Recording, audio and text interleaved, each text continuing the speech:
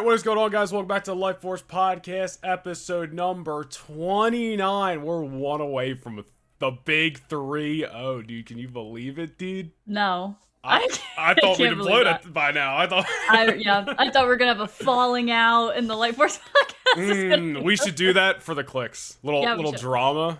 Yeah. We'll talk about this. We'll have script some it. I'm good at that. That's what I do. Yeah. But welcome back to the Lightforce Podcast, guys. Got a couple of fun things to do this week on episode 29. But before we get into all of it, be sure to go follow us on social media, Instagram and TikTok at the Lightforce Podcast. If you're watching here on YouTube, be sure to drop a subscribe and a like. If you're listening over on Apple and Spotify, be sure to drop a follow and a rating, all of that good stuff. Where can they find you? 5 stars, please. You can find me at Laney Byers on Instagram, TikTok, YouTube, and Twitch. I stream regularly on Twitch and YouTube, so you guys should totally come over and hang out with us over there. And I post daily on Instagram and TikTok, so you guys should come on over. I love seeing you guys in there. So come on over, and if you guys want to follow me on any social media, at Noah Nation Vlogs, Instagram, TikTok, and Twitter. If you're, I didn't even need to I just see what you love did. doing that. I don't. It's so just like funny. part of the bit at this point. Yeah, I'm just like. I also been trying to post daily on Instagram and TikTok, and one of my other YouTube channels. So be sure to go check all that out. And I know we got some wrestling fans in here, so I figured I might as well do a little extra plug ski this week, because next week. Well, when's this come out? Well, I don't know. The next 2 weeks, there's going to be WWE 2K26 coming out, and you know it's going to be a big time for the old Noah Nation Gaming YouTube channel. Probably our biggest month of the year coming up, as it usually is. So definitely, if you're interested, go check us out over there. But anyway, I don't know what you're doing over there, but you need to fucking focus. I was reading the Discord questions for today. What the heck? That wasn't nice. Shouldn't tell me that. Oh, you got your head in your phone over here. Actually, we are gonna need our phones at some point for something I have on here. We'll get to that. We'll get to that. But there really wasn't much news-wise to talk about this week, so we're gonna just be doing some fun stuff. But there is one little rumor that we thought would be fun to talk about, because I think there's a lot to kind of break down here. It comes from old Daniel RPK, one of the many scoopers out there on social media, that says the Fantastic Four ship in the Thunderbolts post-credit scene not only has the Fantastic Four in it, obviously. Well, not necessarily obvious, but we'll talk about it. Fantastic Four also has Doctor Doom aboard that ship, and also has Steve Rogers aboard that ship. Who would have thought back when the Thunderbolts came out and that post-credit scene dropped and you saw the F4 ship, it was like, oh, the Fantastic Four, they're coming in. And then it was like, oh, no, it's Doctor Doom. Now it's like, oh, no, it's F4 Doom and Steve? Question mark? Crazy. That's crazy to think about. I got a little bit of theory here, but we can get into it. How you feeling about this rumor, on the base level? Yeah, just for everyone's information, I'm not sure if Daniel RPK, if you don't know him, he's just a very well-known leaker. Most of what he leaks ends up becoming true. Yeah, he's always on top of things, but I don't know if this is from a leaked script or if there's any scenes that were cut that were originally filmed that gave him this knowledge. Yeah. But just thinking about it and thinking about how everyone has had theories about how Doom is going to first come into play in this movie in Doomsday.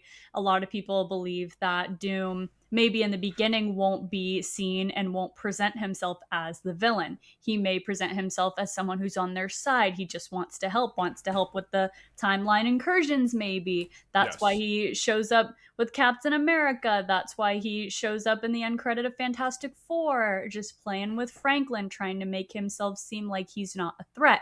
And I feel like this leak makes me kind of believe that more, that's probably more of a possibility, is that Doom isn't going to present himself initially as a threat in this movie.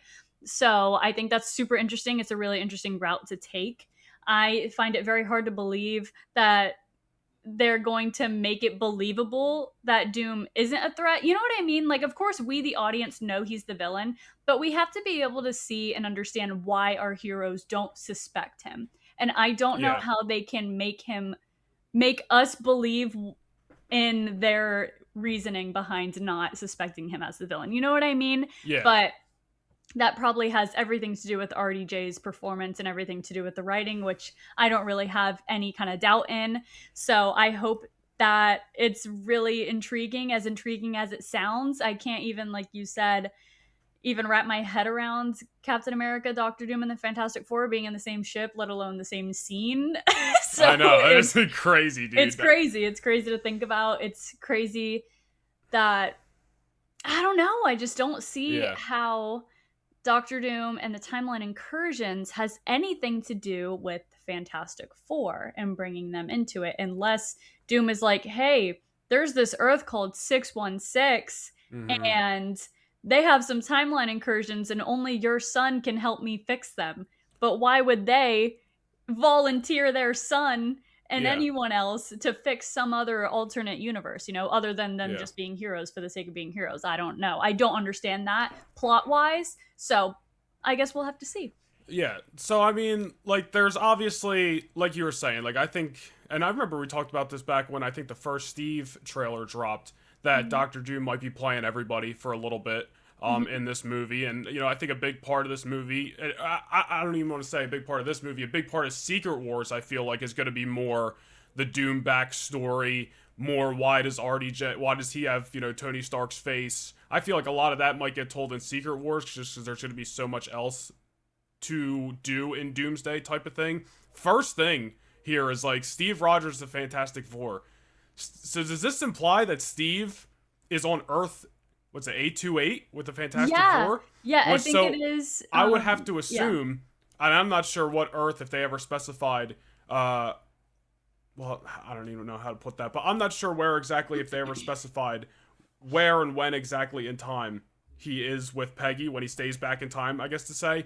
But I think my assumption is that somehow, and maybe it's Loki who is the one who does this, and maybe we don't necessarily see it, or maybe they cut to a flashback or something like this, but I think Steve staying back in time most likely did cause some incursions and some timelines being ruined, and possibly that, being Doctor Doom's timeline, and he could be out for retribution. I know it's a very surface level, blanket thing in this movie, like Doom getting retribution on Steve. I think it needs to be a lot more than that, because Steve stayed back in time, and that caused, a ripple effect that might have killed Doom's family for all we know. But I think Steve somehow, some way needs to get brought to Earth 828, the Fantastic Four universe, in order to stay there, in order to be safe there. I will say I'd be very curious to know if that is the case, if Steve is on Earth 828. I hope Steve at one point acknowledges what his thoughts were when a random silver lady showed up and said she was going to end the world in Fantastic Four, because in his mind he was probably like, oh, I'm done fighting, and then, this thing showed up. But yeah, I think this definitely just plays into the fact that Doom is going to be playing everybody, playing the heroes. And I think, going back to even when Fantastic Four came out, like, this is being talked about as something we're going to see in Doomsday now, like who's going to be on that Fantastic Four ship. But I remember there being rumors around the time Fantastic Four came out that we might have even saw Steve in the Fantastic Four post-credit scene. And I'm not sure if they ever filmed something, but I know there was some stuff online. And you can go find this. There's pictures and there's a video on the Fantastic Four set of them rushing somebody in to a trailer, hoodie, something over top of their face, so, everybody. And it's not RDJ? And that's the thing. It might have been RDJ, which even though we already knew he was playing Doctor Doom, still just to hide the fact that he was going to have that post-credit scene, easily could have been him. Or it could have been Steve, and maybe they did film something, because I'm pretty sure the Russos had a hand in this post-credit scene, if not were the ones who laid it out completely. I'm pretty sure. Right, and I totally thought that the post-credit scene was filmed on the set of Doomsday. Yeah, so if anything, they might have filmed something with Steve, then maybe elected against it, and then went back and did what they did with what we saw with Doom, and then either reworking what they already filmed or just reshooting what they originally had filmed for the post-credit scene with Steve and just adding more to it, and that's what we'll see in Doomsday. If there's anything that we know about the Fantastic Four and that script, is that script and that plot changed multiple times. It went through a whole process, a whole editing process, to the extent where a whole villain that was supposed to play a huge role in that movie got completely cut out. I forget the actor's name and the villain's name. I'm really sorry about that. But if you look into it, you'll know who I'm talking about. I'm really sorry. I'm not the one with the receipts here. But there was a whole villain set to appear. He filmed all his scenes. He had a whole plot of his own, completely cut from the movie. They decided to go in a different direction. So the same thing could totally be true about Steve Rogers. And I don't know if it goes hand in hand with this rumor or this leak from Daniel RPK, but now a lot of people are thinking, like you said, maybe when Steve went back in time and decided to stay with Peggy, it created an alternate universe, which we know as 8128 as Earth 128 or 1818. There's so many Earths. The only ones I remember are 616 and 828. Like everything else, I forget. 828 or 818? 828 is the Fantastic Four universe because August 28th or whatever was when I think the Fantastic Four was originally published back in the day or something like that. Because one of them is Earth 818 too. 818, and I can't remember whose universe that is, but it doesn't matter. Anyways, another thing people have been talking about, is that maybe when Steve went back in time in Endgame and he stayed with Peggy, the moment he decided to stay with Peggy, it created an alternate universe, which we know is Earth 828, which is the same universe that the Fantastic Four are from. And people are even going as far as to say that this one short little scene in Fantastic Four where a dad and a son are sitting there watching the Fantastic Four cartoon could possibly, just looking at him from the back, all you see is the back of his head, could possibly be Steve Rogers and his son that we see in the new trailer that we have for Doomsday. I think that's a stretch, to be honest. I think that would have been a phenomenal post-credit scene, though. Imagine that's the second post-credit scene instead of that cartoon we got. It's just the cartoon and then it pans out and you actually do see Steve. That would have been fire. It would be cool. It would be cool. And I like the idea of when Steve stayed behind, it created an alternate universe. But I think where the mistake was made, which you guys know how I feel about the decision for Steve to stay back in time, I think it was lazy, and I don't think that was an appropriate ending for Steve and for Captain America in Earth 616's universe. And I especially don't like how he went back in time after they already established that changing anything in the past would create an alternate universe. He went back in time and then ended up showing back up as an old man the same day. It just completely breaks everything that they were talking about in that movie and what we know about time travel. I think that was a super lazy decision. If he just didn't come back and maybe left a note for Sam or something like that, then everything we're seeing for Doomsday, if that is what they're saying, where he went back, it's an alternate dimension, would make sense. Because now the question is, if they are saying Steve went back, now he's in the Fantastic Four's universe because that's the alternate dimension he created when he stayed back in time. Thinking about that and then being like, then how did he show up as an old man back in Earth 616? You know, it doesn't make sense. It's a plot hole. They should have never had old man Steve come back in that universe because it doesn't make any sense, but I digress about that whole I don't know how like that ending. I'm not sure how you make sense of him showing back up at the end of Endgame. What I do think is interesting, though, people have brought this up before, and then it just kind of resurfaced this week because I think Sebastian Stan, I don't even know if this was new news, it might have been something old that got resurfaced, but Sebastian Stan had made some comments, and I'm pretty sure it was recently, that when he originally signed on to Marvel, like they had low-key kind of promised him that he would become Captain America eventually, and he held it with a grain of salt, but he was like, you know, I remember that interview. Yeah, so, and keeping that in mind, like, I remember going back recently and listening, I've been listening to, like, some videos of just what happened in, like, the Secret Wars comics. I think there's the 2015 run, then there was an old run. And people have talked about, you know, obviously they don't, you know, one-to-one adapt stuff from the comics right to the MCU, but a lot of the times, and correct me if I'm wrong, anybody who's more comic book knowledge out there more than me, a lot of the times the heroes that fight in the Secret Wars on Battle World are the only people who even remember that happened, if that makes sense. So I'm wondering if Steve Rogers, the one that stayed back in time, who technically is the old man as well, but the Steve Rogers that stayed back in time, survived Secret Wars, right? And for some reason, we're going to find out why he didn't give... I know this is a little sidetrack from the post-credit scene stuff, but we're going to find out why Old Man Steve didn't give the shield to Bucky and why he chose Sam, because maybe Old Man Steve has seen stuff that they haven't seen yet, such as Secret Wars, and for all he knows, maybe Bucky... I'm not sure how it makes sense, like Bucky dying, possibly. Like, I don't know how that circle gets squared. I'm just trying to piece some stuff together here. But I don't know. This is so super interesting stuff, man, dude. Yeah, I don't know. I really don't know. I kind of wish that the succession of Captain America went differently, and I don't really mean that in a way as to say that I wish that Bucky had gotten the shield over Sam. I don't even want to say that, because to me it kind of makes sense that Steve wouldn't want to put that kind of responsibility on Bucky after he just got out of, or just got used to coming out of, and he wasn't even over his trauma yet. Falcon and the Winter Soldier hadn't even happened yet. He still had so much work to do internally. I think it makes sense that the shield was given to Sam instead of Bucky at that time and moment in his story. So I don't even care about who he gave the shield to. I just think it was abrupt. And I think that Sam wasn't given enough time to be Falcon. For it to be a seamless transition as I wanted it to be.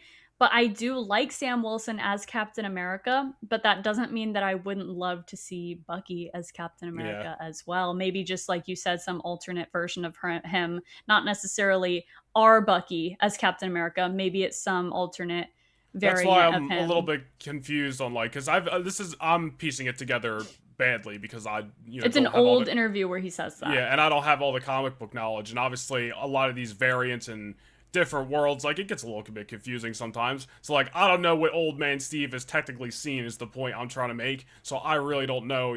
I'm hoping we find out his reasoning. No, doesn't even know what he's talking about right now. No, I'm serious. I hope we get the reasoning as to why when we see Old Man Steve back in Endgame. There's a reason he gives it to Sam and not Bucky because he's possibly been through the Secret Wars or something like that. But what do you think the I don't want to say most jaw-dropping way, but one of the best ways that they could possibly open up Avengers Doomsday? Is it just picking up sort of where this post-credit scene in Fantastic Four left off? Or I feel like it has to, if you're going to pick up from a post-credit scene, you have to pick up from there opposed to the Thunderbolts one, because one explains the other. Or do you not, you obviously get to that eventually, but do you not open up with any of those and you open up with something even crazier like a Tobey Maguire Spider-Man, something happening with him? No, frick. I don't necessarily want something like that because that is fan service, if you know what I mean. That to me is completely fan service and it just isn't necessary plot-wise to me. When you were saying that, I was thinking, I think it would be cool if maybe the first thing we saw was Doom and it was just Doom. You know what I mean? It was Doom and it was just a little snippet of what he's capable of, what his plan is, what his intentions are. And yes, I guess that could be in the form of him wiping out some kind of variant or some kind of world or some hero that we know and love like Tobey Maguire's Spider-Man, which I don't think is completely necessary for it to be him. But I wouldn't put it past them because of the success of No Way Home. These are the movies to do that stuff anyway. Once you get post-Secret Wars, it's I don't think we're going to be seeing 3 different Spider-Men from 3 different universes in one MCU Spider-Man movie. Right. You know what I mean? So this is the time to do that stuff. And I think most people But I don't think we need to do that though. Well, I think most people are kind of betting the house that Tobey Maguire's going to be in this movie. Same thing with a Hugh Jackman Wolverine. I feel like there's gonna I honestly I would not be surprised, and this isn't my idea, people have thrown this out plenty of times, if one of the first scenes of this movie is Tobey Maguire's universe, Tobey Maguire's Earth, under attack, and the TVA snatches Tobey out, and we see him fighting later with the multiversal Avengers of Deadpool and Wolverine and stuff like that. And I still think he might die. That to me just plays into the nostalgia bait and fan service allegations that everyone has. Then I'd be like, everyone was right. Everyone's gonna have those anyway. No, but what I'm saying is, if they did that, even I would be like, okay, yeah, they're right. They're just playing into. I don't think they would be right though. I don't think that's playing into it. I think that's just they already did that. I don't think Tobey Maguire has any business being in this movie. I don't think we need that. With the cast that we have, it would make so much more sense to me if they opened up with that scene of Cyclops losing frickin' everything, maybe because of Doom. If they started with the X-Men, because we know that those characters are going to play more of a role in this movie than just the first scene. And I don't think it's even necessary, we're pulling Tobey out and we'll save him for the last fight so that we have another good multiversal Spider-Man fight at the end. And we'll have a Tobey Maguire Spider-Man in this instead of our main universe Tom Holland Spider-Man. That does not make any sense to me because Brand New Day is going to explain why our Spider-Man isn't in this. And just to have a different Spider-Man be in it? No, dude. Well, it's not like that's confusing or anything. Spider-Man and be Spider-Man in his own right. I don't think you need to just replace him for Tobey in this movie just for the sake of fan service. That is the pinnacle of what fan service is, in my opinion. I don't think Tobey Maguire has any business being in this movie. I don't think they need to have him in this movie. But since you asked me the question, I think that, like I said, it would make sense for them to open up if they want to do something crazy like Doom being completely insane and showing off his power and his intentions and the plot, whatever, then I could see him destroying basically everyone in that X-Men cast, like we saw Cyclops crying and unleashing his abilities. Yeah, like that would make sense to me because in that teaser trailer they're talking about death and everything and that, so I could see him showing his power in that Fox X-Men universe.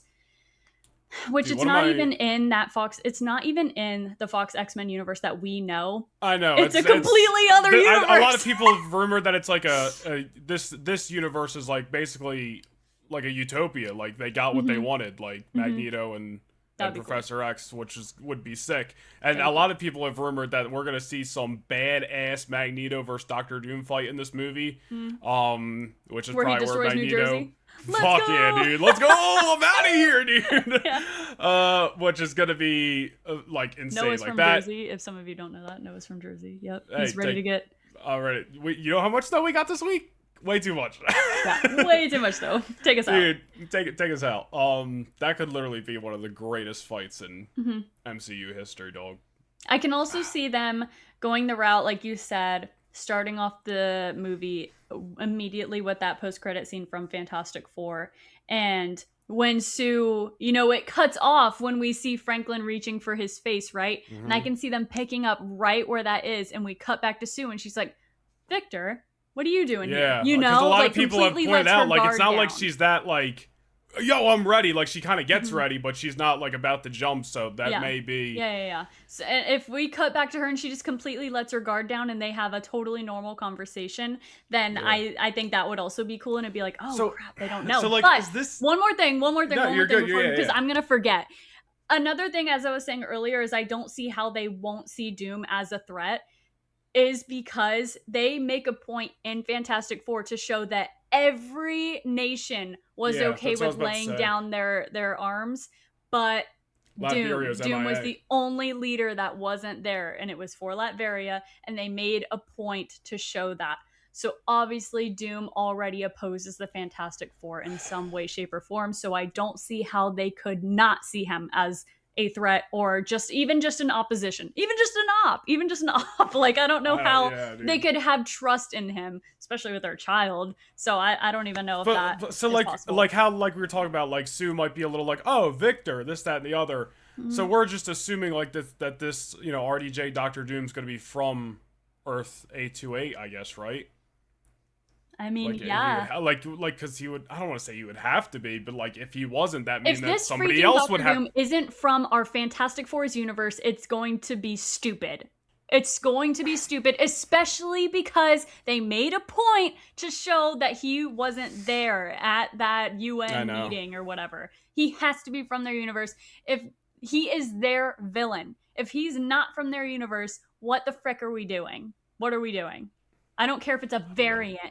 He has to be from our Fantastic Four's universe. There could be other Doom variants. I don't care. I was reading about what I'm saying is he should come from our Fantastic Four's universe.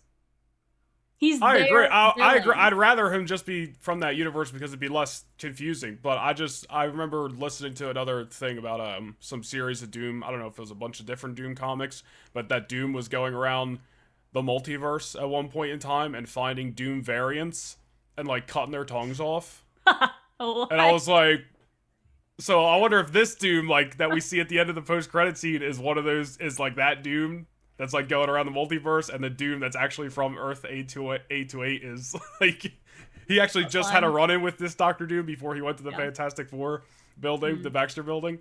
I don't know. It's possible. I guess it's possible. That's what anything's possible, dude. That's what I was trying to say. Like, especially we were on determined focus. We don't have a trailer yet. We don't have any idea what this movie's gonna be like because we don't have a trailer, and we don't even have a trailer for Brand New Day, which is insane because it's in 5 months. It has to be March, bro. If we don't get this thing in March, like, what are we doing? And it might be like right before Daredevil. I was gonna say, so that it can play before every episode. I could see it coming out right before Daredevil. Just capitalize on that hype. Dude, if they don't give it to us next month, like I don't even know what we're doing over there. I'm like, are they? And not to get into the whole thing, but like that freaking rumor going around that Sony's like, oh yeah, we're just gonna reboot the whole Spider-Man stuff that we do, but it's not even a reboot. You just tried to do this. You tried to build a Spider-Man universe without Spider-Man. Sony, whatever you're doing, don't do it. You can't reboot something that was never good. You're gonna reboot again? What? Yeah. We're gonna do Venom again. Exactly. The only Venom I want to see is in the MCU. All right, yeah. I don't want to see no Sony. Whatever, dude. I just don't even know. But speaking of the MCU, to move on a little bit here, I wanted to go through. These are some super random MCU theories that are fan theories that I found online. Some of them you may have no comment towards or no, really thoughts about. But I want to go through. There's a good. I have thoughts. There's sometimes there's a good list here. So I want to go through these MCU theories and let me know your thoughts. Do you think there's actually some weight to them? Do you think they're complete nonsense? I read these the other day and I was like, all right, there's a couple of good ones here, and then some of them I think I was like, but we'll go through them. We'll go through them. Yeah. Okay. So these are some MCU fan theories. We'll see if there's some weight to them or not. All right, first one: the blip caused the activation of X genes, slowly awakening mutants across the world. This is something I feel like we actually might have talked about before. I think we did with Grayson and Will. Yeah. So this is a little bit more like, relevant. This might be something that we come to find out in the MCU, which could answer some questions about where the mutants have been this whole time. I think there's actually some weight to this one. I'm not saying it's maybe the ideal situation to awaken the X gene for all these mutants, but could be. It could be an excuse. They got to find a reason, right? No, they don't have to find a reason. In my opinion, they don't have to find a reason, because it's not like in the X-Men universe, kids having the X gene was caused by something. They over and over again say it was a natural phase of human evolution, them developing an X gene and it going active instead of dormant. So I don't think there needs to be like an event that makes it happen. You know what I mean? For it to just gradually pop up and happen is actually very believable, and it makes sense for them to be like, no, there's no mutants, and then in the year 2028, that's the first instance of a mutant being born that at least and having an active X gene known to the natural world. Maybe there's part a big event of evolution. Yeah. I don't think there needs to be an event that causes it to happen, because it's a natural process that ends up happening. Yeah, I think that could absolutely be the case, where they just kind of seamlessly are just like, oh, this is the first, instance that popped up per se. But I think if they're looking for a reason, because at the end of the day, like I think a lot of Doomsday and Secret Wars is just trying to consolidate everything, consolidate the X-Men, get them into the MCU. In reality, it's just all the things that they didn't have access to for years because Sony or Fox had access to these characters and Marvel didn't. So from a storyline perspective, they're trying to intertwine everything. So they're coming up with reasons, and that's fine and dandy. So for this case, I think maybe if they want to come up with a reason why we haven't seen mutants this whole time, I think this is at least something plausible that at least I think is an easy sell, but at the same time, I don't think it's necessary. I don't think it makes any sense. It's that it doesn't make any sense. I don't think it's super necessary. But if they did this, I think that's like the easiest sell. But they don't need to. Like, it doesn't make more sense than it just happening naturally. You know what I mean? That I don't think that makes any sense. It's like how, like you said, they acquired the rights to Spider-Man, and then the excuse of Spider-Man not being involved in Avengers 1 and all these fights that happen in New York was that he wasn't Spider-Man yet. He wasn't 16 or 15 or whatever. He wasn't Spider-Man yet. The X-mutants aren't a thing yet. That's all it has to be, is mutants aren't a thing enough. Yet. Like, yeah, I hear you. Mm-hmm. All right. Hang on. I'm sorry. That theory gives off, I know you haven't seen it, but in Legend of Korra, when something happens, Korra, like, merges the spirit world or takes down the wall between the spirit world and the natural world, and it reawakens the airbenders, because there's like only 5 airbenders in existence, and then when she does some kind of thing with harmonic convergence, I forget the details of it, people that were non-benders start popping up as airbenders like in the next season, and that's what it gives, and that's why I'm like, no, that doesn't make any sense, you know what I mean? Like, it just doesn't, not for the mutants. You're letting the Legend of Korra, your beef with that rub off. No, it makes sense for them, but it doesn't make sense for the mutants. Like, you can just say that there's no mutants yet. What did you say about Legend of Korra? Like last week, you liked the first season, but not the season 2. 1 and 3 are good, and 2 and 4 are buns, straight buns. Straight buns. All right, next one. There's not really maybe too much to talk about with this one. It's Wakanda has secretly known about the multiverse's existence for years, as vibranium could detect the energy of universe collisions and incursions. Even if they could, and they knew about the multiverse, I really don't care. Like, so what? What does that have to do with anything? Like I said, just a fan theory. Okay. I originally saw something on Instagram, and then I just started looking online and kind of just found like a list of stuff. So for anybody wondering, there's no like set like thing here. I'm not like, oh, on this, here's the exact source. So that theory, I don't care. Yeah. Doctor Strange lied about there being only one possibility out of 14 million. This is because he needed Tony to die due to him destroying branches and causing incursions with the time machine he had made. So Tony makes the time machine, they go back in time at Endgame. Doctor Strange tells him there's only one possibility out of 14 to survive. And basically, he needs Tony to die because Tony fucked up time, is what I'm getting from that. So he lied about there only being one possibility, when there could have been more, but he was just like, I'll just tell him there's one. Just to ensure that he risk his life and ultimately dies. Because I guess Doctor Strange thinks that's helping. I don't think that makes any sense either. I'm trying to make sense. Doctor Strange telling him there's one doesn't, if there was more possibilities, him just telling him, oh, there's only one, doesn't make it mean that he's going to sacrifice his life. You know what I mean? It could have been any of those possibilities. I think it's telling him there's only one, and then having that stare where Tony kind of knows, like, oh, well, I know what one that is kind of the push for Tony to be the one to snap his fingers. Right? So I feel like that's why they're saying, like, Doctor Strange only told him one because he would need to make sure he died, but realistically, Strange might have saw 13 million possibilities where they could have survived that without Tony dying, but he needed Tony to die. I'm not saying it's an interesting theory, but it's a theory.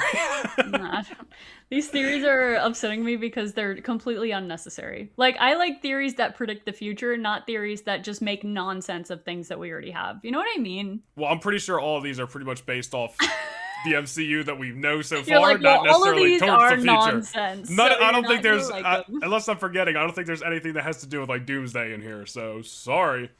Loki created the only timeline out of 14 million plus where the Avengers could win. Because doesn't season 1 take place like during the events of Endgame or right after, some shit like that? I don't even know. Can I tell you something, bro? Neither of us have seen Loki, so I don't even... I actually do want to start watching it because I feel like it's going to be essential viewing for Doomsday. I want to watch that. I think I'm going to start with WandaVision first, since that like comes first, like release order. But just throwing that out there. Captain America couldn't lift Mjolnir due to the guilt of knowing Tony's parents were killed by Bucky. Yeah, that's been a theory for a long time. I feel like that makes sense. Like, he needed to let that off his chest for him to become... I don't think it makes that much sense, though, because if he couldn't lift it, then he wouldn't have even been able to move it. There's no in-between with Mjolnir. Well, he was like right there. It's either you can or you can't. No, I don't think that's the point, though. In Age of Ultron, he's like right there, but just getting that off his chest was the one thing. And he was just like, I don't want to upstage Thor. Like, I think that was the whole thing. Didn't want to show off? Yeah, I think he just didn't want to show off. Because Thor literally says, I knew it. Because he knows there's no just barely lifting Mjolnir. And you know what I mean? It's either you can or you can't. Fair enough. Next one. When Cap returned the Soul Stone, it brought Natasha back to life, but she pretended to stay dead in search of a new life. Okay. Where she went, I don't know. So I'm not sure. No. I don't think this theory has a lot of weight to it. I think where the fuck would she have gone? That is by someone that is in denial about her dying. That is cope. That is copium right there. That's what I'm hearing. It's a shame that like literally everybody is coming back for Doomsday and Secret Wars. Even if, oh, I see what you're saying. But like, I don't think Natasha's gonna be in those movies. I'm not expecting any Black Widow. I mean, maybe they can make sense of it because there's like, oh, there's a variant in this one. I don't know, but it's just a shame. Like, I feel bad for her. Like, Scarlett Johansson, like, everyone gets to go have fun besides you. Yeah, well, I'm just saying. Not a fan? I mean, I think it sucks that she was the only one not involved in the Endgame fight, but I don't think it sucks that she's the only person not returning, because somebody's death actually meant something. You know what I mean? So, well, if this theory was true, she's not going to be in Secret Wars or Doomsday. Nope. There's a lot. And she let her little sister suffer and think she was alone in the world. Yeah. Hey, these are my theories. I'm not talking to you. I know. I'm just talking out loud. This next one, let me not get lost here. The TVA may be a front for Doctor Doom. I guess this one actually does have a little bit to do with Doomsday. The TVA. The TVA may. No, dude, come on, lock in. The TVA may be a front for Doctor Doom, not a place to clean the timeline for He Who Remains. This is because they are helping him, as in Doctor Doom, to collect data on which universes deserve to survive and how he can build the perfect timeline for Battleworld in Secret Wars. Almost like he needs to look... in this case, is it like he's looking at who's weak? I'm sorry, I'm laughing. I just don't know why these theories are making me so mad. Because you're... I don't know. Like, why does that make me... I think it's because it's so complicated and absurd. And the wires are like in SpongeBob where they're not connecting. No, it's just like... I don't know. I just don't think that you can assume... I don't know. That would make the plot heavily rely on the fact that everyone seeing Doomsday has seen Loki. You know what I mean? Like, they can get away with making references to the Loki show. Yes, absolutely. But I think saying that everyone that's going to see Doomsday has seen Loki is a stretch. We're big into it, and we haven't even seen Loki. You know what I mean? I guess they, listen, for sure. I guess they are kind of banking on a lot of people seeing Loki, because at the end of the day, isn't Loki, like, at the end of time, holding all the branches together? Yeah. And I don't think he can leave that, right? So, like, they're going to have to assume... No, yes. And I know that that's the Loki we're going to have, and... I don't know. I just feel like that would be a lot, because for everyone to understand, I feel like you'd have to be like, well, this is what the TVA is, and this is what Loki does, and Doomsday might listen. Doing the whole time. I don't know, guys. I don't know. This is why it just makes me so mad, because it's like, look, this all started. Everything that we know about Doom has started with the Loki series. You know what I mean? I don't know. It's weird. It's weird to me. Listen, I watched a video this week that explained that they might have been planning Doctor Doom since like 2014. Just obviously things got messed up along the way. It made a hell of a lot of sense. Just saying. Doctor Doom's wounds behind his mask are the same as Tony Stark in Endgame. Like when he inevitably takes his helmet off, he'll be all disfigured on one side of his face like Tony was. I think that's maybe a fair theory. I think I genuinely just don't care about that. You're like, this segment, move on. No, I just think these theories are stupid. Hey, I just think they're stupid. Guys, it was like, a slow news week. Why do we care about? Why does that matter? Like, it doesn't matter. I don't know. There's just a theory. I'm also just like, I guess, a little frustrated that we don't know anything about Doomsday yet, and I want to know at least Doom's motive. That's all I want to know from. Oh, I don't think we're even gonna know that till the movie comes out, bro. I'll be honest. Even whatever goes down in like the trailer, I feel like we might end up seeing a lot of action and a lot of familiar faces in the trailer, and not a lot of like what's going on. I don't know, because I guess the advantage that the Infinity Saga had is that we were pretty aware of what Thanos' intentions were and what his plan was and all that stuff, because of either Loki's involvement with him or Gamora literally telling us about it. Sure. So we don't have that luxury with this movie, but I just, even in the trailer, it could just be like, Thor or whoever saying he wants to destroy it all, or something like vague like that is okay for me. So kind of like how they were doing in the teasers recently, like giving us like Thor's prayer. I don't know. I feel like that gave us nothing. It showed us that he was a threat, yes, but that's we what don't I'm saying. know why. They could be doing just more of that come this trailer. Listen, as long as we get a trailer and they actually show Doctor Doom in the trailer, like. See that? I don't know if we're gonna get that. I feel like you gotta show Doctor Doom. You don't gotta show his face, but like you gotta show Doom, meaning like his face, like RDJ, but like you gotta show him. But I don't know. I feel like I could see them just doing like, you know how in the post-credit scene of the first Avengers movie, how it was just like side profile Thanos? Even just like a little bit that's of his enough mask, though. Like I wouldn't be surprised. Yeah. Like don't even show his eyes, but show from like here down or whatever. I think would just be show menacing. His chest plate. Okay. 2 gold things. Okay. Just show his green cape. Just the green cape. That's enough. I could see it. Next one, because I know you're loving this segment right now. Mutants existed in the MCU before, but were erased from history by Professor X using Cerebro. This may have been due to some large or dangerous incident that we don't know of yet.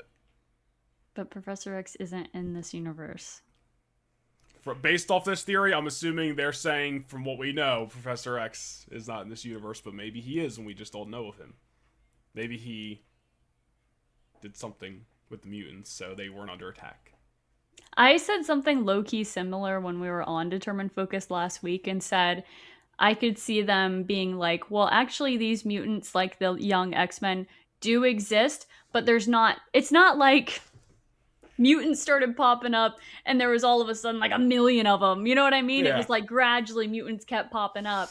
So I could see the X-Men being like the select few that happened to pop up in whatever, in America or in the US, or that Professor X happened to have contact with and was able to find. And for them, just referencing X-Men Evolution, if anyone has seen it yet, in X-Men Evolution, Professor X runs a whole school of mutants, but they learn to conceal their powers and only use them when necessary and only when they have their identities hidden. And if anything happens, Professor X wipes their memory. So that's what I'm guessing this theory is kind of leaning into, which I don't really mind that theory. And then that way, if Noah's theory is right about Jean Grey and Sadie Sink being the same person in Brand New Day, that could explain it away. But I don't think we need anything with the mutants until after Secret Wars, to be honest. Well, you better get ready for July. New York, I'm ready for you to be wrong. That's for sure. But you're bringing me down. All right. Next one. How many more do we got? I don't know if I'm going to do all these. The vision Wanda showed Tony of the Avengers dying in Age of Ultron was his nightmare, meaning his alternate self as Doctor Doom had wiped out the Avengers in some other universe. Yeah, I don't really mind that theory, to be honest, because, God, what did I just watch? Where someone said, yeah, I had this dream. Or is it in Multiverse of Madness where their dreams are like alternate memories from their alternate selves? Yeah, isn't it like dream walking or some? Don't they call it that? I think it has to be in Multiverse of Madness where they explain that. Like your dreams are memories of your alternate, a variant of yourself or something. You know what I mean? That has to have happened. I don't think I'm insane. I think that they explain that in some way, shape, or form. So I could see that. That scene is actually one of the things that kept coming up as of late when I've been like deep diving into how long they've been actually planning Doctor Doom. Because I listen, I do think a lot of things changed along the way, but I don't think this is something that came together in beginning of 2023 and they rushed it. No. I think this was something that may have been altered, but was been planned for a while. And I think it traces literally all the way back to Age of Ultron, because I forget the name of the director or writer on Age of Ultron, but evidently it was like a nightmare because the Russo started, not necessarily Russo's getting involved in this movie, but that's when they were starting to come into Marvel. Kevin Feige was really starting to they were starting to map out plans for the remainder of like the next 10 years or so of the MCU, and apparently this dream sequence had a lot to do with those plans, and like this was something that like had to be in the movie and stuff like that. I'm paraphrasing a lot of this, but I would not be surprised if we actually trace back to that in that would be Doomsday so cool. or Secret Wars. Yeah, I think that'd be really cool because he literally says to Nick Fury in that movie, and I'm the one that killed the Avengers. I saw them all dead, Nick. Yeah. I felt it. And it's like, of course, Tony seeing that would think it's because he didn't do enough to protect them. He would never think it was an alternate variant version of me that actually killed them. You know, do you think it's like, wasn't it in Multiverse of Madness too? Is it Doctor Strange who thinks the Fantastic Four, he was like, wasn't that a band in the 60s or something like that? Was it Strange? That calls the Avengers a band? Is that what you just said? No, no. What he did calls you the say? Fantastic Four. Yeah, he calls the Fantastic Four like a band in the 60s or something.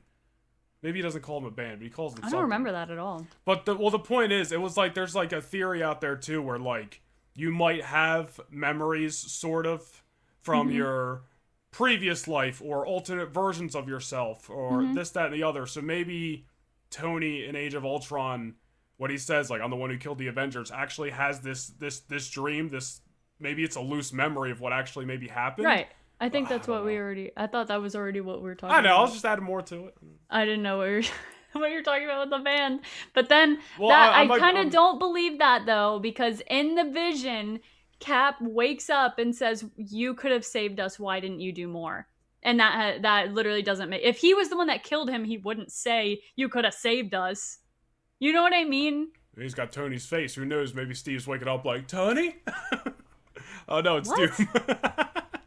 That doesn't make any sense. What you just said makes no sense. Do you know what I'm saying? Do you understand what I'm saying? Yeah, when Steve wakes up in the dream and he like grabs Tony's arm. Yeah, and he says, you could have saved us. But if they were killed by Tony Stark / Doctor Doom, then he wouldn't be like, you could have saved us. He would have been like, you did this to us, or this is your fault, or something like that. Not, why didn't you do more?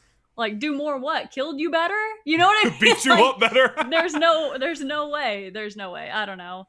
But I don't disagree with the statement that this has been Doctor Doom and his whole involvement in the MCU hasn't been something that they've been working on for a long time. I guess the argument could be made that the Kang, a dynasty fiasco, made them move the plans forward for Doom, but I don't think they pulled it out of their ass. You know what I mean? No, so. I think this is a while ago too, and it's in somebody's book that worked at Marvel during this somebody's book. Well, I don't remember the name of the person, but they worked at Marvel at the time. This is out there on the internet. You can go find it.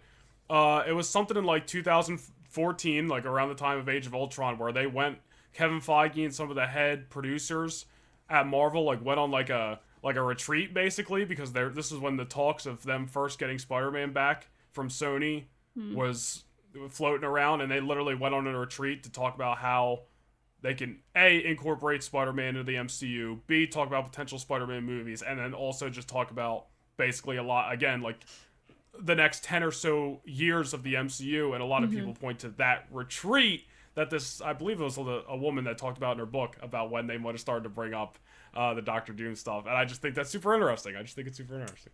It is super interesting because there's no way that the Fantastic Four weren't in those talks when they were talking about the next 10 years. I think this is also probably around the time where they were also talking about Fox assets, even though I know they didn't get those back to like 2019, but I'm sure there was a lot talked about on this supposed, weekend retreat that this woman says Kevin Feige and some of the producers there's went probably on. Multiple retreats too. So. I think people have said they've become like an annual thing, but I think back then it wasn't as much of a thing. All right, let me read through some of these real quick. No, please. No, I'm seeing if there's any good ones. Okay. No, all right, the rest of them are kind of lame. All right. A lot of Doomsday talk this week. I'm absolutely loving it. Let me get a little sip of coffee real quick, guys. Don't mind me. We're gonna hydrate. I love that all we have to do is just theorize and pull stuff out of our butts because we don't know anything about the movie yet. Dude, let me tell you, man, when that trailer drops, the anticipation is actually killing me at this point. Realistically, brand new day trailer March, and honestly, I don't see us getting a Doomsday trailer till July. June? Okay. Like when Spider-Man's coming out. So maybe we're in like the same vicinity. Yeah, so that like, the trailer can play during Spider-Man. Yeah, and maybe they drop like it maybe June, July before. Right before. Or something like that online, but yeah, I feel like it'd be really stupid to have Spider-Man playing in theaters and not have an Avengers Doomsday trailer airing. I said, dude, like they've been playing the trailer for the Odyssey and for all kinds of movies a year in advance. The Odyssey first Project Hail Mary's not even out yet, and I remember seeing that trailer last summer, dude. Yeah, dude, it's crazy to me that we're in the year, especially with Spider-Man. Like, not even to talk about how crazy it is that we don't have a Spider-Man trailer, but it's crazy to me that I mean, I'm pretty sure we had an Infinity War and an Endgame trailer by now, right? So, like, I don't know off the top of my head. I can give the Doomsday stuff a little bit of a pass because this movie comes out in December, and they did give us 4 little teasers for 4 weeks straight, which kept the hype real high. So, like, I'm good with not having a Doomsday trailer right now. It's the Spider-Man one that's yeah. What? I agree. When did it come out? So it says that the first trailer, or the first teaser for Infinity War was November 2017. The second trailer was released March 16th of 2018, and the release date was originally May. Was moved up from its original May 4th date to April 27th. Yes, because it came out April 27th, 2018. So the first teaser came out 5 months before. Yeah. So, I mean, June, crazy. July, I feel like is a safe bet for Doomsday. The Spider-Man one's the problem, but that's Sony, so... I want to know when the end game I'd assume it's Sony's choice. I don't know. When the Spider-Man one drops... It wouldn't surprise me because that makes the confusion make a lot more sense if Sony's in control of it. Dude, so Endgame was released literally the year after, like the immediate calendar date year after. This is correct. Or 364 days after, because it was on the 22nd. And it says the official trailer was March 14th. And then the movie came out in April. That's the crazy. Official trailer wasn't until March? That's what it says. It says the teaser came out in December. What came out between them? The official trailer came out in Captain March. Marvel... Didn't Captain Marvel drop in like January, February? And then Ant-Man and the Wasp. Was sometime in there too. So they had other stuff going on. Plus, the hype was the highest it ever was. So like the trailer was like so... Like, yeah, we'll get it out when we get to it. What the movie was gonna be about. Like, they didn't even need a trailer for Endgame, bro. So, like, it was a different story. I'm getting so impatient. No, listen. I'll say it before I say it again. Give me a Spider-Man trailer the week before Daredevil Born Again. Mm-hmm. Give me Doomsday trailer June, July, so we can play during Spider-Man Brand New Day, and so we can play when Avengers Endgame is back in theaters in September. And then I think we're good. And then they'll probably or if anything, if I'm getting real picky here, the actual trailer in June, and then like a new one with maybe the same but different scenes when Endgame comes out. You feel me? You know how Marvel, many times I'm gonna watch that trailer? Dude. Until the movie comes out, like it's gonna be absurd. I don't know. I can't wait for our trailer reactions to some of these things, man. At this point, I obviously can't really remember my anticipation for Infinity War and Endgame, but because of the unknown factor of Doomsday, I think that I'm anticipating it more. Is that crazy to say? It's the unknown that is killing me right now. Which is fire. I know. Like, it's a good thing, but also, like, how could I be more excited about Doomsday than I was for Infinity War and Endgame? But listen, I don't know. We talked about it back in like the early episodes of this podcast, dude. Like, I'm looking at those movies like the beginning to the Mutant Saga. Yeah. Like an end but a beginning, where Infinity War and Endgame were like, yo, this is the end of the last 10 years. So like, I feel like there's a lot to look forward to. I guess a little bit could be because it does involve the X-Men, and I do care about them tremendously more than I cared about anybody else that was in the Infinity Saga. but also the Fantastic Four. Like, I learned when we watched that Fantastic Four movie that I do actually think I care about them more than majority of the heroes in the Infinity Saga. And it has everything to do with me being obsessed with superheroes having superpowers, yes. Yeah. So I guess it makes sense that I don't really like Batman. But but it is crazy that Iron Man is my favorite character in the MCU up until these X-Men start going out. You know what I mean? Right. Iron, but it's RDJ, and I guess that's just very different. This is let me tell you something. The couple sentences you just dropped, perfect segue into what we're going to talk about next. And I got one more thing after this, but it's going to be a quick little segment, so we'll save that for the end. But I wanted to this week. Actually, this is what I had prepared last week, but we just kind of ran out of time. Instead of a keep 5, cut 5, it's going to be a keep 6, cut 6 with the X-Men. But caveat here, the six you keep is your team to fight against the original 6 Avengers. So I'm gonna give you 12 mutants, and there's a lot of mutants, so you don't know who's coming next. And you gotta pick who you think's gonna be good enough to go up against those original 6. We're talking Captain America, Iron Man, Hulk, Thor, Black Widow, and Hawkeye. By the way, I think the Avengers here are very, very, very, very beatable by many mutants. Especially very true, but you don't know what I mean? Like, the Avengers aren't exactly the biggest threat that the X-Men can face. So I think the X-Men can easily wipe, depending on the ones I pick, can easily wipe the Avengers. So let's see. Listen, I think most combinations, maybe there's some exceptions of the X-Men are probably going to win that fight. That's what I'm saying, yeah. But, uh-oh. Man, I didn't get about that. There's a storm a-brewing over there. Was it loud? My bad. No, I didn't hear anything. Oh, okay, good. No. All right, so this is Keep 6, Cut 6, X-Men edition. I was trying to reestablish it for the clip, but I completely just butchered it. Guys, act like that never happened. I'm not going to edit it out. All right, so this is Keep 6, Cut 6, X-Men edition. The 6 that she keeps has to battle the original 6 Avengers. We got to see if her team's going to win or not. All right. They will. Let's get into this. So we'll start it off hot. Cyclops. Okay. Oh my god, I'm scared.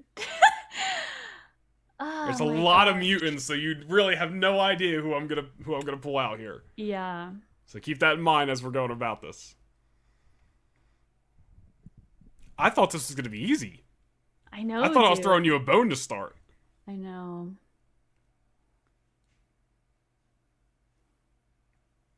You know, for the sake of leadership, I think I'm gonna keep. All right, that's why I was like, I'm surprised you're taking this long. I'm sorry, I get nervous. You start sweating in here. All right, it's my X-Men. All right, Cyclops we're keeping. Next, Colossus. Cut and Colossus. And this can be any version of these characters. Like, Colossus doesn't. I don't even think Colossus could beat the Hulk. So. I'm picking the Hulk in a 1v1. Yeah. But it doesn't have to be any specific version of these characters. I know you said recently you're not a big fan of the version of Colossus in the Deadpool movies, which I agree. But this could be like animated like Colossus. In my mind, I'm thinking the best version of this character, that's exactly whoever it is. Yeah. Exactly. All right. Next, we'll go Psylocke. I love her. But I would like a different telepath on our team, so I'm gonna cut Psylocke. All right. We will be cutting Psylocke here. Try to get some different ones on this list. Next, let's go Cut. Really? Oh shit. Oh no. Speak now, forever hold your peace. Yeah, I'm cutting. That's shocking. You better honestly not have set me up with this. I don't think I did. I think I have a good variety here. Okay. Next up, Nightcrawler.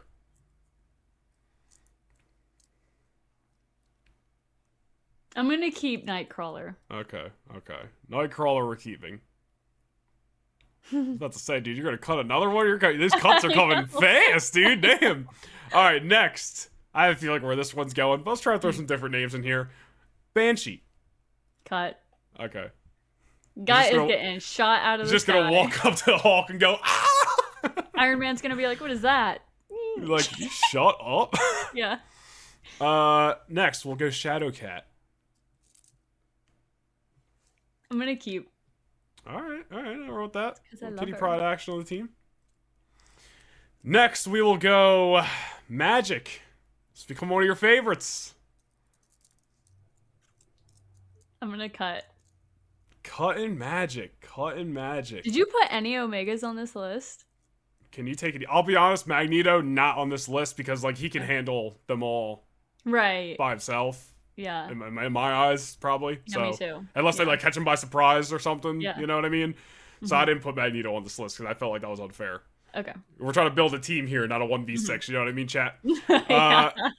Next, we'll go Cable. You only got one more cut here. So just keep that in mind. How many do I have left to keep? You have 4 more names left with 1 more cut. So 1 cut, 3 keep.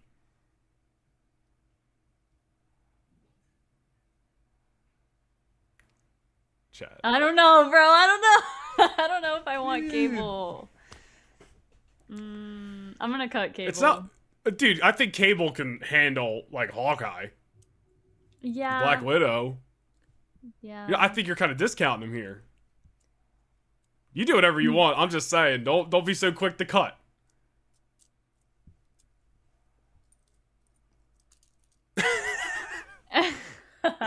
I shouldn't have cut Psylocke. Because I would rather like replace her and Cable. But if you're trying to convince me to keep I'm Cable, not trying to convince you. I just feel like this is your last cut. So like those last 3, no matter what, that's your team, bro. Okay, fine. Which I'm not saying they're bad. I'm okay with that. I'm cutting Cable. Let's see. All right, we're cutting Cable, which means in totality, your team will be Cyclops, Nightcrawler, Shadowcat, and then the last 3 that you're keeping nevertheless is Iceman, Storm, and Wolverine. Let's go! You got so lucky, bro. You got so fucking lucky. Let's go. You were like, is there any Omegas on here? I was like, fucking no. Yeah. I was literally, the whole reason I kept cutting people is because I was like, Storm has to be on this list, dude. And once I have Storm, I'm good. I low-key. The fact that Iceman is also in there, dude. And Iceman is like Omega. I low-key was like, what if I just left all like the big names off here? I would have been pissed. But I was like, I left Jean off, no Magneto. Yeah. You know, I was trying to put some different names on here. You got so lucky with those last 3. Yeah. I should have mixed them up a little bit with how I named these to you. All right, so that means that with those 6 that you're keeping, Psylocke, I just put 2 names together. Cyclops, Nightcrawler, Shadowcat, Iceman, Storm, and Wolverine versus the original 6 Avengers. I mean, I'm pretty confident that the X-Men are clearing. Wiped, yes. All right, that's pretty fire. I thought that was a pretty creative keep 6 cut fun. 6 guys. That was good. Yeah, you cooked. I did cook. All right, last thing. You need your phone for this. I thought this would be fun this week. So, guys, I've recently talked about how Letterboxd has become like maybe my favorite app. I don't actually like write reviews for movies. I just like going on there. Log them. I just like logging them and leaving my anonymous star rating. Like I know what I'm talking about. So I think I was doing that the other night because I had watched the Amazing Spider-Man 2, and I watched both TASM movies last week. Bro, also side note, I watched the Ben Affleck Daredevil movie last week. Yo, that movie is dog shit, bro. Like, dude, that movie's so ass, dude. It is so bad. That's why when whoever on Determined Focus asked, like, what if we get Ben Affleck's Daredevil back? I'm like, why would we want that? Well, that's why I said, like, listen, like, it's possible. Anything's possible in these upcoming movies. But yeah, dude, I'm good. These one of those completely unnecessary things. Yeah. For anybody who hasn't seen it, it's your run-of-the-mill Daredevil like story. He's blind, Kingpin, Elektra. It's got all of the bells and whistles of a Daredevil story, but the execution, and also Evanescence is just playing like every 3rd scene in this movie. There's just constantly an Evanescence song playing in this movie. Like there's an Elektra training scene to wake me up inside. And I'm like, what? Like, to bring me to life? That is so crazy. 2003, but like, it's so bad, bro. I gave it a 1.5 star on Letterboxd, just saying. That's insane. back to what we were talking about. When I was logging some of these movies the other day, I saw you had made like a list of your 5-star movies, and I was like, I'm fucking stealing that idea. So obviously I went on and did that. So I thought it'd be fun this week for anybody who doesn't follow us on Letterboxd, which go follow us on Letterboxd. I will try to remember to link them down below in the description for us to run through what our 5-star movies are. And I'm especially excited to do this because I can't wait to clip it out, because I know people are going to tell us we're idiots, dude, based off the movies that we have. Yeah. A, because we gave them 5 stars, and also because of the lack of variety in the franchises, in the genres. I think it's pretty funny. Yeah. So. And obviously, before I do this, there's only 19 on mine, because I like only recently got Letterboxd, or like I got it and then didn't do anything with it, and then I logged back in and only recently started logging my movies and stuff. So I obviously have there's more than 19 movies that I would give 5 stars, but this is what I just put together the other day of the movies I have logged, you know. You've logged like pretty much everything Marvel and Star Wars on there at the very least, and those are our biggest 2 genres, and then you know, whatever else. Well, obviously I know you got like probably Lord of the Rings and a couple other things like that on yours, but yeah. So just to set the stage, I'm going to say this again for the clip. Anybody who's watching or listening to the full podcast, sorry. But all right, so these are our top, what am I trying to say here? These are our 5-star movies on Letterboxd. Feel free to judge us. You want to go first? Please don't. Yeah. Okay. Hang on, I just had to add one more. Okay. So I actually have mine in order so far, which is crazy, but I put them in order. So if we're starting from like number 20, then it would be Moana. Moana is on my list because, I mean, at the time, dude, and still, I think it's a really, really great movie. It's just one of those movies where it's just like the pinnacle and the epitome of what Disney should be doing, and it's an original idea. It's a Disney princess movie that feels like a Disney princess movie, and the songs hit, and the voice acting hits, and the story hits, and I just love everything about it. I don't want to go too much into all these because we'll be here forever. But then after that, I have the first Shrek movie. I think it's a 5-star movie. I think it was so ahead of its time, comedic wise and everything. I don't know. I feel like it's more appreciated now than it was when it initially came out. I think this movie came out in 2001, so I obviously wouldn't know because I was born in 2000. But dude, ahead of its time. And then above that movie, just above, I have Shrek 2, one of the greatest sequels of all time. And just the voice acting cast, the comedy, dude, everything about it is so good. Shrek 2 is so peak. And then above that, I have How to Train Your Dragon. I'm not as high on How to Train Your Dragon as a lot of people are. I think it's a good, solid movie. I think it deserves 5 stars. I think the score is great. The voice acting's great. The story's great. It's different. I like the message. I like everything about it.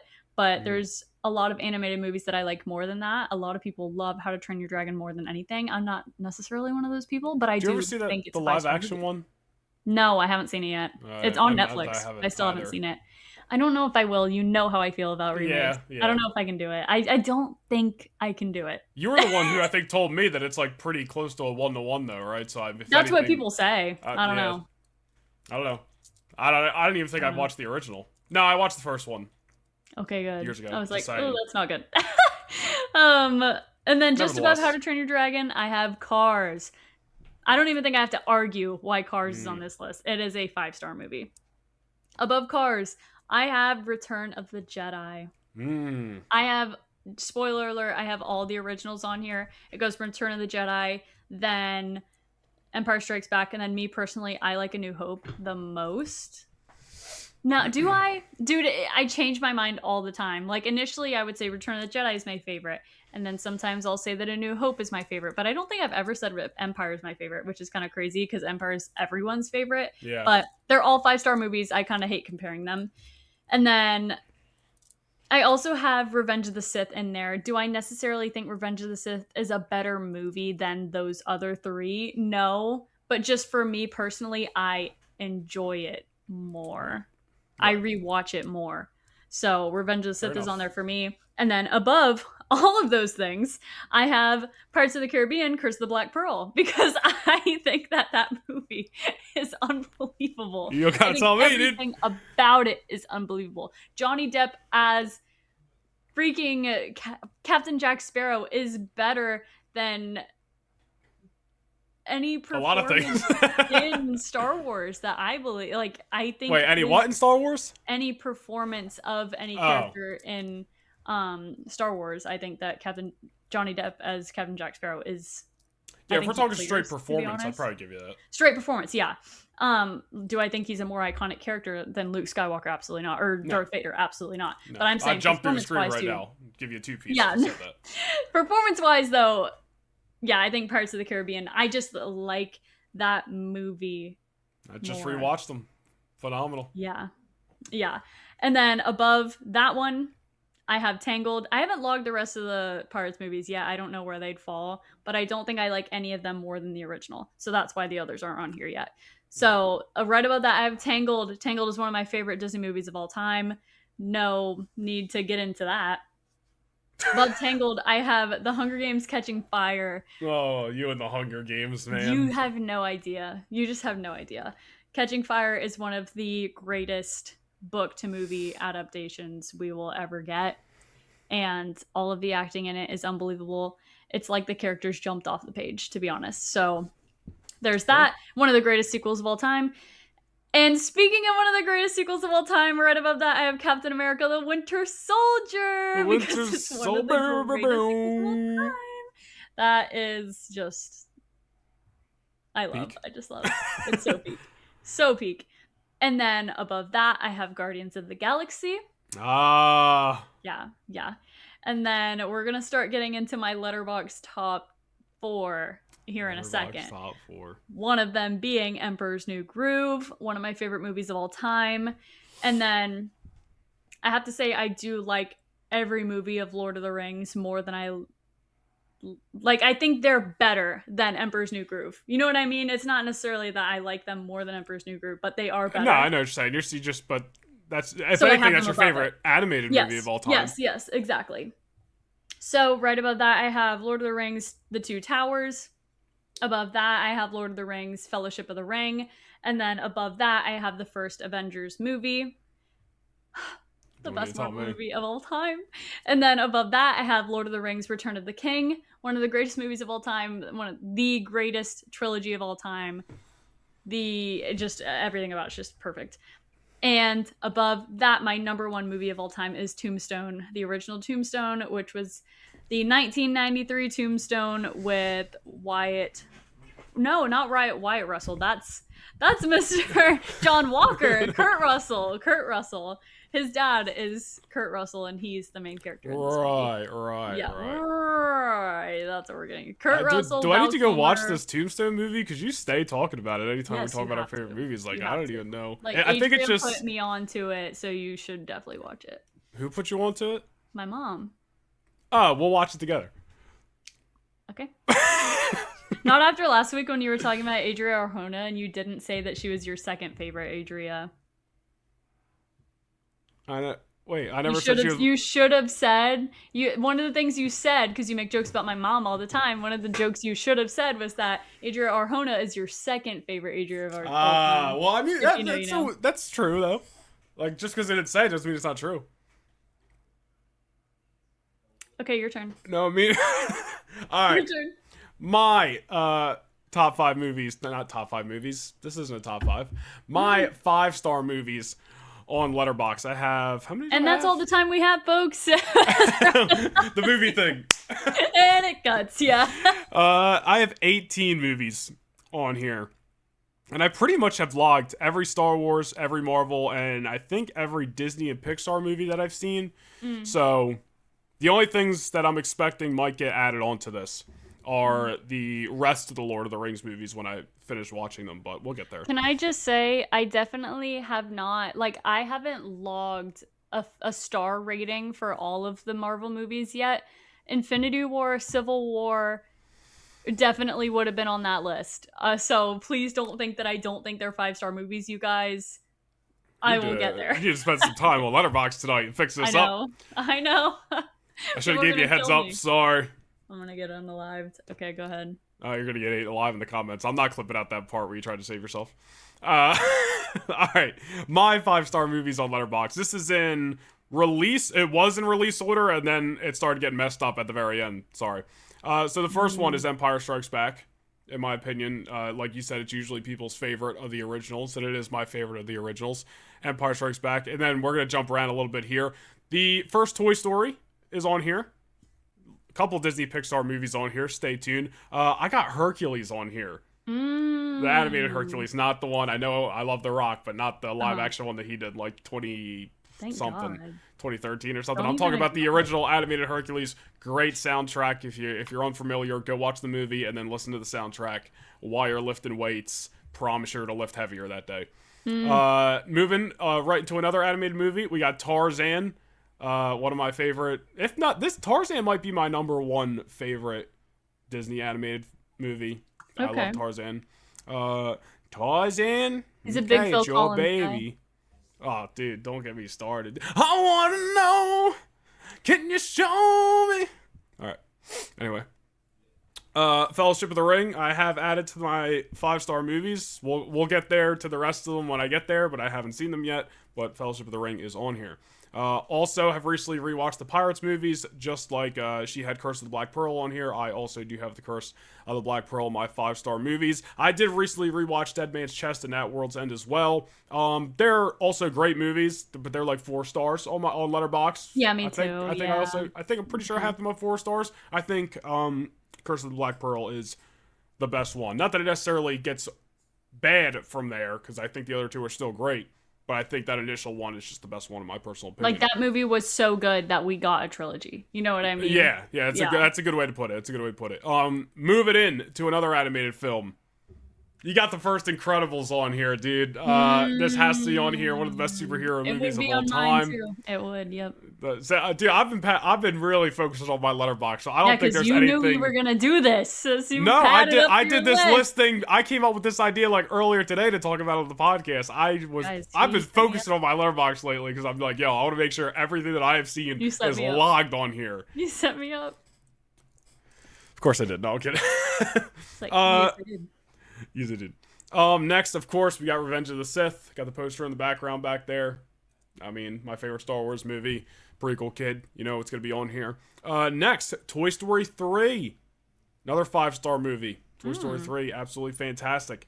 Even though I think, it's weird. Toy Story 3, I acknowledges the better movie. I think I said this last week, but I kind of enjoy Toy Story 2 more, and I feel like I rewatch it more, even if I just throw it on in the background. Not that happens very frequently, but I'm more inclined to put Toy Story 2 on because I just really like that movie. But I acknowledge Toy Story 3 is a better movie, if that makes sense. Okay. Just saying. Yeah. We got the first Avengers on here as well. We've talked about this many times. This is our universal favorite MCU movie between the both of us. We got Captain America Winter Soldier. As we've talked about many times as well, ask me on different days, I'll give you different answers, whether it's Captain America Steve Rogers or Hugh Jackman's Wolverine, who's my favorite hero of all time. So, of course, Winter Soldier, the best Captain America movie, is going to be on there. Guardians of the Galaxy 1, another one that's universally loved around here. Sometimes gets some hate, but I think is a phenomenal movie. It's the best of the Guardians movie. No, it's not Guardians 3. It's Guardians 1. That's the best Guardians movie. Don't get me started. Next, we got Captain America Civil War. I said Winter Soldier is the best Captain America movie because honestly, sometimes I forget Civil War is even technically a Captain America movie. It should have just been an Avengers movie. I still think Winter Soldier's better. Yeah, I probably would say that too. People are just like, oh, well, Civil War's told from Captain America's perspective or whatever. And I'm like, that's great. They should have just called it Avengers Civil War and changed it up just a tad so it wasn't Captain America's perspective the whole time. But it doesn't matter either way. It's a phenomenal movie. Moving back to Disney. I also have Moana at a 5-star movie. I've said this before. This is one of my favorite Disney movies. Obviously, Maui, big Maui guy for obvious reasons, and the soundtrack is phenomenal. I've listened to it many a times at the gym over the years. Do you think it's wrong to say that you glaze The Rock? Here we go again, dude. I'm just asking you an honest question. Do you think that is a fair statement or not? glaze is an exaggeration, because if I, like, here's the thing. We were talking about this on Determined Focus, by the way. Like, I haven't seen every single movie that Dwayne Johnson has been in. I know, but every movie you've seen, you say that he does good in. Because he does do good in the movies that I've seen. Even Black Adam. But you've seen some really bad movies, though. Even Black Adam, which may not be universally some loved great movie. Which is not good, though. Let me finish! I walked out of that theater knowing nothing about the Black Adam character. I saw an action movie with not a lot of story, and I was just like, you know what? That was a good time. You turned your brain off. I couldn't have turned my brain off. I knew nothing about this movie going in. No, but you turned your brain off so you could enjoy it, and you looked over how bad it was. Listen, all I'm saying is... overlooked it. Old DJ, old Final Boss has been a lot of movies over the years. Every one that I've seen, I've enjoyed. Pretty much all pretty bad. Well, he was in Moana. Dude, listen, I know you're not a big live action gal, but you rest assured, dude, if that Moana live action this year, it's this year, right? Or next year? I forget. If that's as close as a 1-to-1 we could get to the original animated film, you ain't gonna hear a complaint out of me, dude. As long as that's a good time and the music's hitting, and the effects are good. Well, I don't think The Rock is gonna be the problem with that movie. Damn right. Okay. What can I say? This is what I'm talking about, glaze. That is glaze. You going like, damn right, The Rock's not gonna be a problem. Like, no. I don't think you're smelling what he's cooking. I'm smelling what you smell when you have his nose up. Your nose up his butt. So you smell like every day. Anyway, Avengers Infinity War, another movie on my 5-star movies on Letterboxd. Next, Spider-Man Across the Spider-Verse. Installment 2 of the Miles Morales series. Can't wait for Beyond the Spider-Verse. These are the other two. I actually just added one of these when you were talking about it, because I was like, dude, how could I forget? Shrek 2 is on here because I think it's the best Shrek movie. It is hilarious. It never gets old. Shrek 2 is on here. And then the last one, I don't know how this ended up at the bottom, Monsters, Inc. I also have as a 5-star movie on Letterboxd. Yes, it is a 5-star movie. And those are our 5-star movies on Letterboxd. I love Letterboxd. It is they're all fandom movies. Like, they're literally all nerd movies. I think it's so funny, except for Tombstone. That's why I'm like, I'm not hating, like, because obviously I haven't seen it. It's just funny, like, that just always comes up anytime you're talking about your favorite movies. Yeah. I'm like, should I go out of my way to watch this, or you should. What's it on? Is it on like Netflix or something? I think it's like $3 to rent on Prime. I don't think it's available streaming anywhere, though. We'll get there. But I think that's all we got for this week, guys. I did have another game, but I'm gonna I want to push it off till next week, and then I'll also fill her in off screen of what it is, so she can come up with one for me, and then we can make that a big part of next week. So I think that'll be real fun. You'll do it. You have a whole week, no excuses. Anyways, guys, where can they find you? You can find me everywhere at Laney Byers on Instagram, TikTok, YouTube, and Twitch. Where can they find you, Noah Nation? You can find me on TikTok, Instagram, and Twitter at Noah Nation Vlogs, and then you can just type in Noah Nation on YouTube. You'll find me. We got multiple channels doing wrestling stuff, nerdy stuff, all that good stuff. And of course, you want to follow the Lightforce podcast on social media, Instagram and TikTok at the Lightforce Pod. If you're watching here on YouTube, be sure to subscribe and drop a like. And if you're listening on Apple and Spotify, be sure to give us a rating and a good old-fashioned follow. And go follow us on Letterboxd as well, at Noah Nation and at Lady Byers. That, I think, is all we have for this week's episode. Okay. I was like, you got anything, Noah? I don't. I have no thoughts. Nothing's no going on. No thoughts. Like I said earlier, it's those two wires and SpongeBob that just aren't connected. They're not. That one brain cell that keeps getting passed back and forth. Guys, let's keep on hoping for a Spider-Man Brand New Day trailer. And when that happens, we will be all over it.